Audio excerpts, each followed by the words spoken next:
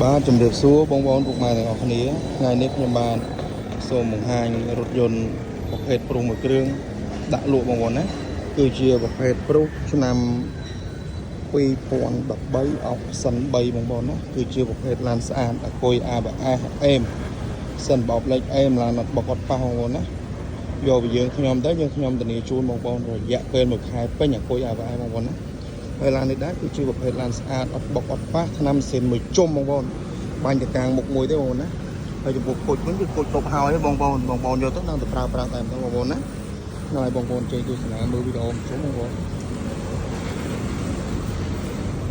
ឡានស្អាតបងប្អូនធានាជូនឡានស្អាតតែស្អាតឡានស្ទើរបងប្អូនណាបាទបងប្អូនអាចស្រឡាញ់អាចមកមើលជាក់ស្ដែងបានបងប្អូនមានសេវាកម្មវាយដោបងរំលោះយកឡានចាស់វាយយកឡានថ្មីវិញក៏បានដែរបងប្អូនណា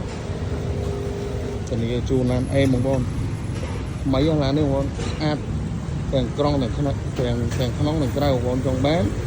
អាចតំណងមកលេខទូរស័ព្ទខ្ញុំផ្ទាល់បងប្អូនណាលេខ089 41 0013បងប្អូន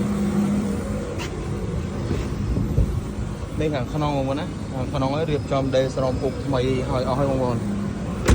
ទឹកថ្នាំសៀនជុំបងប្អូនអត់បុកអត់ប៉ះអត់ច្រេះអត់ពុកធានាជូនបងប្អូនធានាជូនម៉ាត់ណាម៉ាត់ដឹងបងប្អូននៅក្នុងវីដេអូហ្នឹងមានស្រាប់